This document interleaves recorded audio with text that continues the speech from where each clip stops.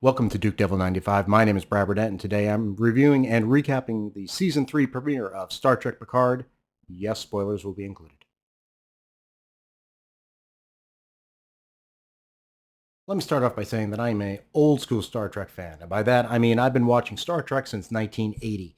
I went to every movie that came out.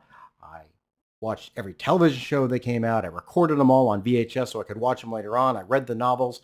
My senior year of college, I created my own role-playing game so that I could play it with my friends at our gaming group. Um, that was how much I love Star Trek.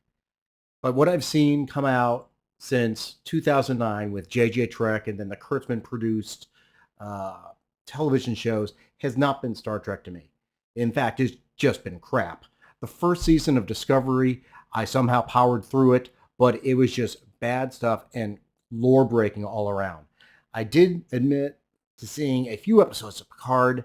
I saw the first episode and the second episode. I think we had Admiral Sheer effing hubris in it. I saw the one where Picard went back and met with Riker and Troy, and I saw the finale. And again, it wasn't Picard. It was Star Trek Vanity Project. None of the characters who we enjoyed watching on The Next Generation were there. A whole bunch of new characters that didn't have anything to do with the Star Trek story. So when the second season came up, I didn't even watch it. I watched reviews. We hear the third season's coming around, and we hear it's going to be different. We hear there's a sole showrunner this time, and that's Terry Matalas. He did work on season 2, but more importantly, had involvement on working on some of the older shows, including Voyager and I think Enterprise. He was entirely in charge of this season, and it sounds like Kurtzman did not get involved, which is a great thing because the word came out that it was good. People who I trusted the reviews on the internet when it comes to Star Trek, such as Robert Meyer Burnett, no relation, or Gary from Nerdrotic, were all recommending it's worth a watch. It feels a little more like Star Trek. So I decided to dive in, give it a shot, and shockingly, I liked it. So let's get to talking about why I did.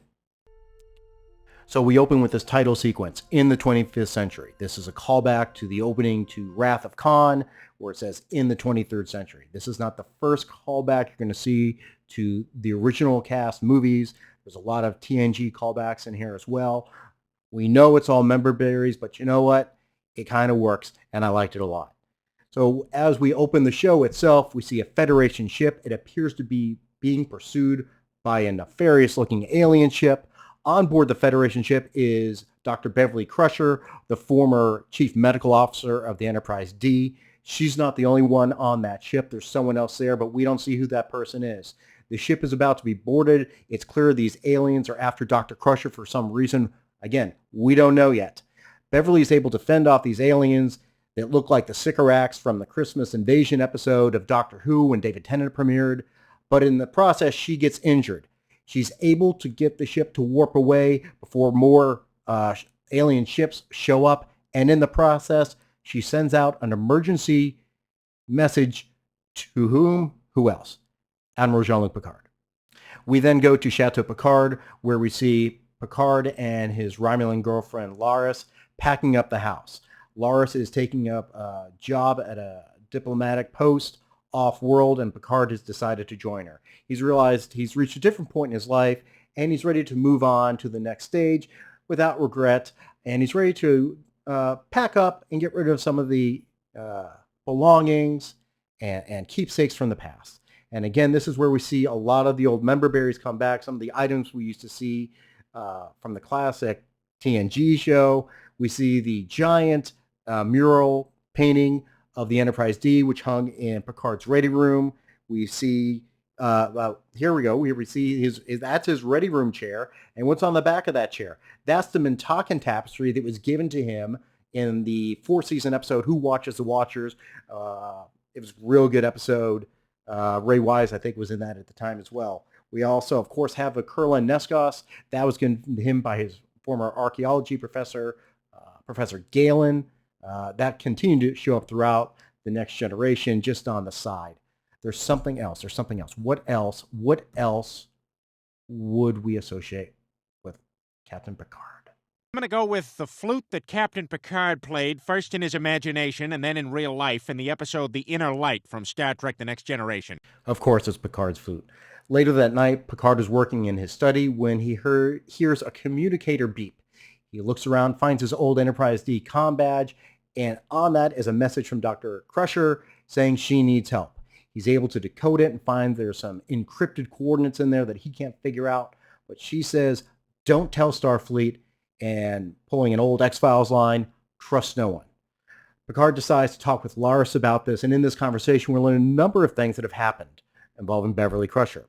Apparently, she and Jean-Luc Picard were, in fact, lovers at one point, presumably after the movie Nemesis, but then she disappeared for almost 20 years. No one from the old Enterprise crew had heard from her, but now she's reaching out. She needs help.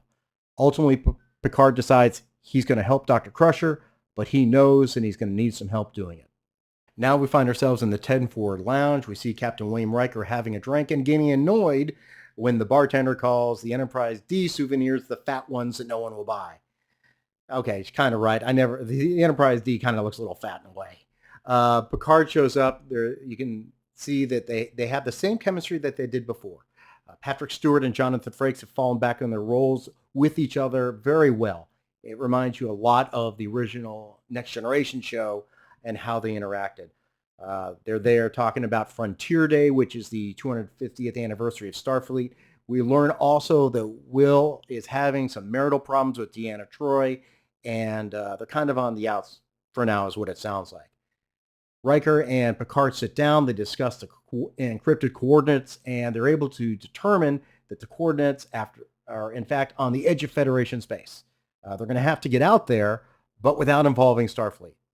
Riker, in typical Riker style, just says, that's okay, I got a plan. Then we flash over to a planet called Metalis Prime, which I guess if you're the showrunner, you're able to name planets after yourself. And there we find everyone's favorite strung-out Starfleet officer, Raffi. Raffi was a character that was created for the Picard show, a former officer who served under Picard who has a drug problem, because that makes sense in Gene Roddenberry's utopian view of humanity in Star Trek. Okay, anyway, I don't like Raffi. She's here. I got to talk about her for the plot. It looks like she's fallen off the wagon again. In fact, she's undercover as Starfleet intelligence trying to gain information about a stolen weapon. She gets a name, the Red Lady, and goes off to talk to her handler about this next lead. We then go back to Earth. We're in space dock where Picard and Riker are taking a shuttle to the USS Titan. It is the latest version of the Titan being the ship that Riker used to command prior to his retirement. They've coordinated it so they have a surprise inspection as a way to get on board the ship and get to the coordinates where Beverly gave them. The plan is to get there, take a shuttle, not involve the Titan. The problem is the captain of the Titan's name is Liam Shaw, and he's kind of by the books guy. So they don't think he's going to be easy to convince. Riker says, that's okay. There's a friendly face on board. We then get another callback to Wrath of Khan. This bosun whistle sounds as they enter onto the ship, and we then see who's the first officer, 7 of 9.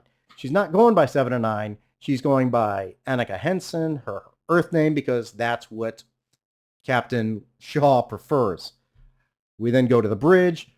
On the bridge, of course, it's badly lit for some reason.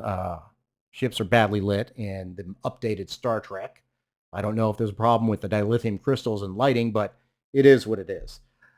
We then see a very happy, excited ensign to stand up from the con position as Picard and Riker walk on board. And it's Geordi LaForge's daughter, Sydney. She's the pilot for the ship. There's some fun ribbing from Riker, kind of like an uncle teasing his niece. The fact that Geordi's daughter had a problem with crashing starships, shuttles when she was in the academy. It's a fun sequence. And again, it gets back to the idea that the Next Generation cast was a family, and they continue to interact, except for Beverly for 20 years. And now we go to what I think is really, for me, this is a scene that really got to me and made me think this is Star Trek again. Let's watch it. This is the launch of the Titan from space dock. This has a lot of stuff in it. I'm going to play a little bit of it. Look at the way it exits space dock. This is how the Enterprise left space dock, and I think it was oh shoot, God, in the original series movies. Listen to the music. This music is Star Trek music. Finally, we got Star Trek music back, and this ship again looks great. This looks like a Federation ship. This looks like a Star Trek ship. Thank God someone knows how to design a starship again. It's great. So Riker and Picard join Captain Shaw here for dinner. It's clear there's some tension between all three of them. He apparently is not a big fan of Picard and Riker's antics in the past, involving blowing things up and crashing starships. He's a by-the-books type of captain. He doesn't go for anything like that. I can't imagine what he would have thought of Jim Kirk. The impression, though, that the audience is supposed to get is basically Captain Shaw's a dick. Wait a minute. Sorry about that. I had to do that. Sorry. Anyway, Picard and Riker try to convince Shaw to take the Titan to the coordinates. They try flattering him a bit, explaining what a great show it'll be for Frontier Day. But Shaw doesn't go for it. Again, he's a by-the-books type of guy. Picard and Riker realize that they're going to have to come up with a new plan. We then go back to Raffi. Raffi's meeting with her handler, talking about what this Red Lady is. Eventually, Raffi's able to figure out that the Red Lady refers to Captain Rachel Garrett. Captain Rachel Garrett was the captain of the Enterprise C, who we saw in the TNG episode Yesterday's Enterprise. There's a statue dedication ceremony for Captain Garrett at the Starfleet Recruitment Center on Metalis Prime. Raffi rushes to that location, concerned that there's going to be a terrorist attack, and in fact there is. We see the recruitment center get enveloped in this beam around it, and then it collapses into the ground. The next thing we know, it appears in the sky, and the whole building then falls on the rest of the city. This is the weapon that Raffi's trying to find, some sort of quantum tunneling device that is able to go through time and space and move things from one location to another. It looks like it's supposed to be a pretty bad weapon. We don't know what it relates to right now, but we know it's going to show up again. We go back to the Titan. Picard and Riker are sharing a bunk together. It's kind of embarrassing. Seven calls him to the conference room and says, basically, I know something is up. Tell me what's up. Riker gets a little insulted by the way Seven is treating Admiral Picard.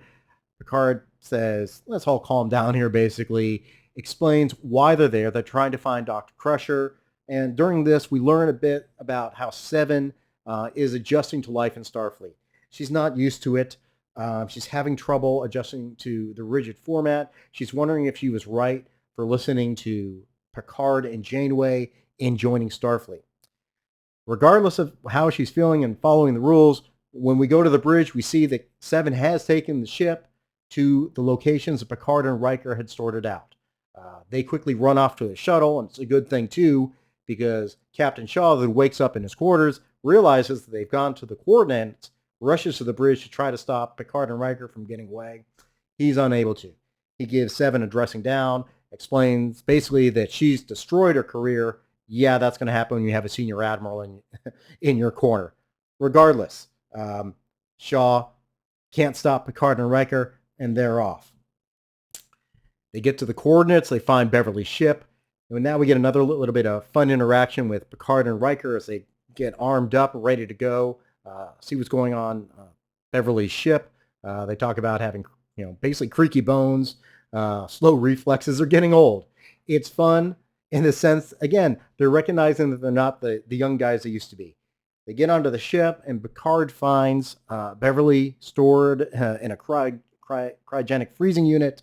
He calls out number one. Nice little callback to when Will was his first officer. Riker comes on into the room at gunpoint. There's a young guy pointing a phaser at Riker's head. Picard gets the young man to lower his weapon, and at that point, Riker gives him an elbow to the back of the head, and the kid says, I'm Dr. Crusher's son. So, this young guy who's in his 20s Dr. Crusher's son, who do we know had an affair with Beverly about 20 years ago? Well, guess what? Is this Picard's kid? They don't say it, but we know it's going to happen.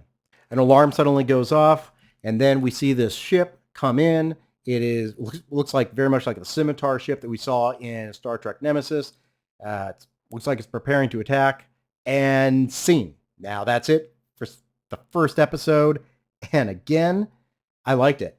I can't believe I liked it. There's a lot of callbacks to the Next Generation. Again, I know it's member berries, but it made me feel like we're watching Star Trek again.